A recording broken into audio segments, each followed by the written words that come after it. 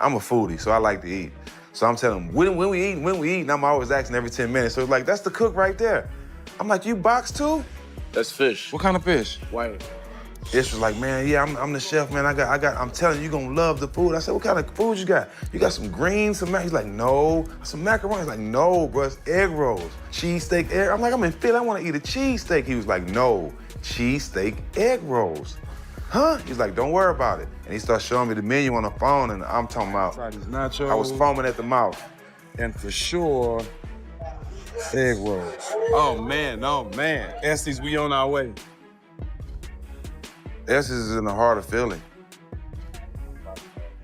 You see so many people come by, everybody new boots. Everybody walked up to Estes. Man, I need some egg rolls, Ish. I'm sore and tired and starving. He probably ready to go another 14 more rounds. Are we in a home of cheesesteak? Are we at the right place? Yeah, we at the right place. the It's right something place? different. It's not like a cheesesteak, it's like rolls, so you know. How often you eat sweat. it? I eat here, every couple weeks, something like that. You know, I don't try to eat too much of it, you know. Yeah. But yeah, I'm always here trying to support, you know, my guy and all that. Well, let's go see what this food about. Sure, that's good. Estes, pull up.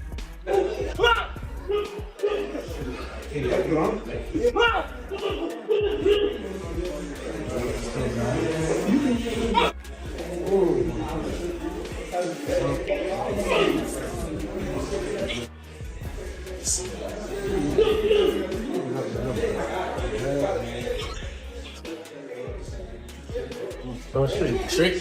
Come on inside.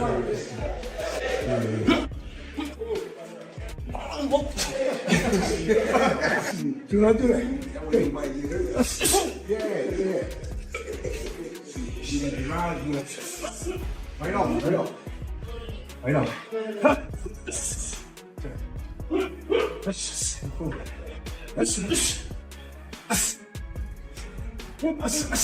Good. Come back, though. That's good. Ah!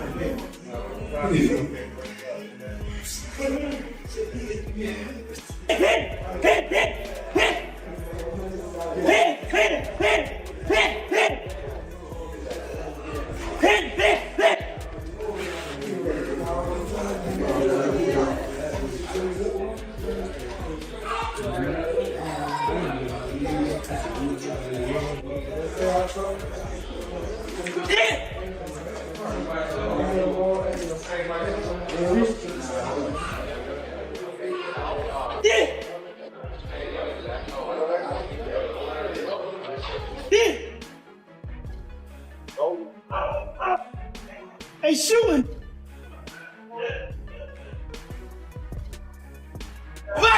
Slow down.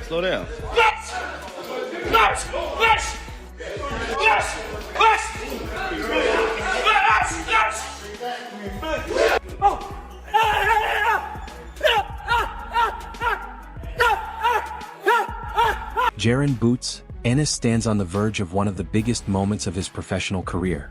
After years of dominating opponents and demanding opportunities against boxing's biggest names, the undefeated star is finally preparing for a championship showdown that could redefine the entire junior middleweight division. Across the ring will stand Xander Zayas, with the WBA and WBO world titles on the line and the future of the 154-pound division hanging in the balance. For Ennis, this fight represents far more than another victory. It is a chance to take a massive step toward his ultimate dream of becoming the undisputed champion and establishing himself as the unquestioned king of the division. Throughout his career, Boots has built a reputation as one of boxing's most avoided fighters, repeatedly calling for elite-level opponents while watching potential matchups fall apart for one reason or another. Big names at this weight division, and I'm just excited. You know, I'm ready to, like I said, I'm ready to take over the division one by one. I'm gonna knock them down one by one and show the world why, like I said, why I'm the best. Hopefully everybody continue to want to fight each other, especially after I'm victorious on June 27th. You know, I'm going back to back. I'm trying to be undisputed, and which I will be undisputed. Yet Xander Zayas has absolutely no interest in being remembered as another name on Ennis' growing list of victims. The young champion enters this fight with tremendous confidence and a firm belief that he possesses all the necessary tools to hand Boots the first defeat of his professional career. At just 23 years old, Zayas has already shown maturity beyond his years, and many observers have been impressed by his willingness to seek out dangerous opponents rather than protect his record. In fact, it was Zayas who actively pushed for this matchup. making it clear that he wanted the toughest challenge available. While many fighters spend years maneuvering around dangerous opponents, Zayas embraced the opportunity without hesitation. His confidence is not based on bravado alone. Zayas believes his physical size, strength, and technical abilities could create problems that Ennis has not previously faced. During a recent appearance on a boxing podcast, You about 180 right now. You about 180 right now. Let's keep it about 180 right now. Let's keep it at that. You bigger than that? Damn. 180. Cruiserweights in there. All right, let's talk about this fight, man. I do feel Jaron is a very talented fighter. I thought he was a big 147-pounder, so he still have decent size, but you're bigger than him, like in stature. Without giving too much up, what worries you about him? Like, what do you have to be concerned with in the ring? His speed, and his IQ. I gotta always be 10 steps ahead of him. I can't give him no space. I can give him no chance. If he sees a chance, he's gonna take advantage of it. I mean, he's a good fighter. He knows how to read another fighter. I mean, we've seen it throughout his career. So he knows how to read fights. He knows how to read a fighter, but he's never been uncomfortable either. People have been, this is what I've been hearing, right? For some experts off the record saying that Jaron gets hit, right? We all seen him get hit in fights, but people like to say, well, it's because he's comfortable in there getting hit with those guys. He's a better defensive fighter than that, right? But he does get hit at fights. And that's what I say, that's for sure. So people are saying, a lot of people are starting to say, this fight is a lot more interesting than people think. Xander's a big guy at this weight class. When you watch those fights and see him get hit, do you think to yourself, like, wow, there's so much vulnerability there. Like, I know exactly what to do to this. That's what I think of myself. He better not get hit because, again, he's never been uncomfortable. He's been hit, but he's been okay. Like, I can still, he rolls with those punches. Right. You know, every time he gets hit flush, you can see it. He gets uncomfortable, but then he gets back to. Right. And these guys, they don't have the IQ. They don't have the technique to keep building on that, right? Right.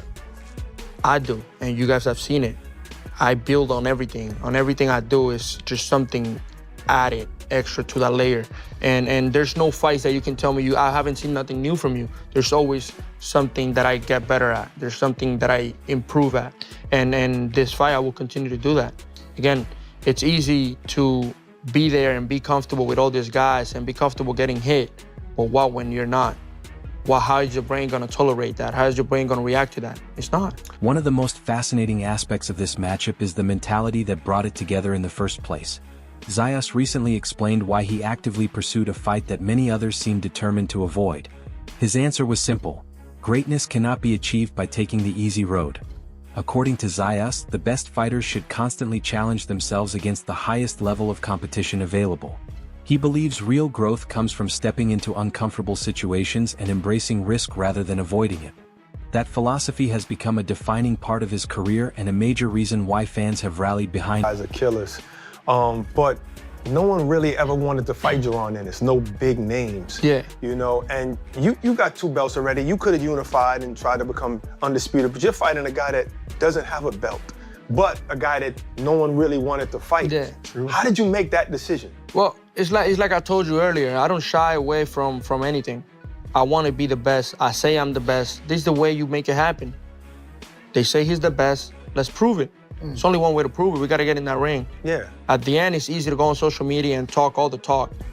When we get on the phone and we make something happen, we want to make it happen. We want to make sure we make something happen. And all those guys, they always talk and go on social media back and forth. I give you one response and one response only. After that, we're picking up the phone, we're making a phone call. Ooh. We won this fight. Ooh. And that's what happened. You think the back and forth, like online or in press conferences and stuff, is going to be like it would be with Virgil Ortiz or someone else? I don't know. Because it seems like you like that. You like that verbal jousting. Yeah, I feel like, that's what it looks like. But I feel like every time, if you guys see at every comeback that I make or every statement that I put out, it's facts. I'm not lying. I've never said a lie. I could tell you a joke, but never a lie. I see that your jokes got a little bit of truth in there. You know? So do you premeditate some of your some of the things that you say at press conferences, do you calculate it? I wouldn't say premeditated, like, I wouldn't say that, but I definitely think about some of the comebacks. Like, if he says this, I know I can hit him back with this. You gotta be ready. But how important is that? Because promoting a fight outside the ring is important, regardless of what people say. And I don't mean not be yourself, right? But we live in a social media era. So if there's a verbal, fight back and forth, a clip can go viral. For sure. It can bring awareness to a fight. That's the reality. For sure. I feel like there's a fine line between talking and having a back and forth and being disrespectful. I feel like I've never been disrespectful, and I never try to be disrespectful. That's not who I am. But I will always have a comeback for you and let you know, like, I'm in your head. Yeah, I ain't a sucker. Yeah. You're gonna have to beat me here too, because I'm good at it. Yeah, you definitely surprised. That straightforward attitude may be one of the main reasons this highly anticipated showdown became a reality. While discussing the matchup during a recent interview, Ennis quickly pushed back against suggestions that Xander Zayas was carrying the promotional value of the event. Ennis argued that once several alternative options collapsed, he personally pushed for serious negotiations to begin. From his perspective, the fight happened because he wanted it to happen. He also dismissed the idea that championship belts alone determine who controls a division. For Boots, true authority is earned inside the ring, not through rankings, titles, or promotional narratives. Xander Zayas in Brooklyn this summer, man, I was surprised he chose to fight you. Were you surprised he chose to fight you? He ain't choose to fight me. I told Eddie and them to go get him. After, negotiations or whatever fell through with, Ortiz and things like that. I told Eddie and my team, like, yo, go, make sure y'all go get Zayas next for me if we can't get the Ortiz situation. And that's what they did for me. But I appreciate him for accepting the fight, because he didn't have to take this fight. He could have forced somebody else. Yeah, that's what I mean. I mean, if you are a young, up-and-coming, undefeated Puerto Rican fighter with a belt, you have some economic engine behind you if the island really gets behind you, right? And that puts you in a position to pick and choose. So if you're Zayas, the fact that he says yes to you, that says something about his confidence right now, doesn't it? I don't know. With me, it don't matter. Like I said, this is my division. It don't matter how much confidence he got. This is my division. I'm about to show the world.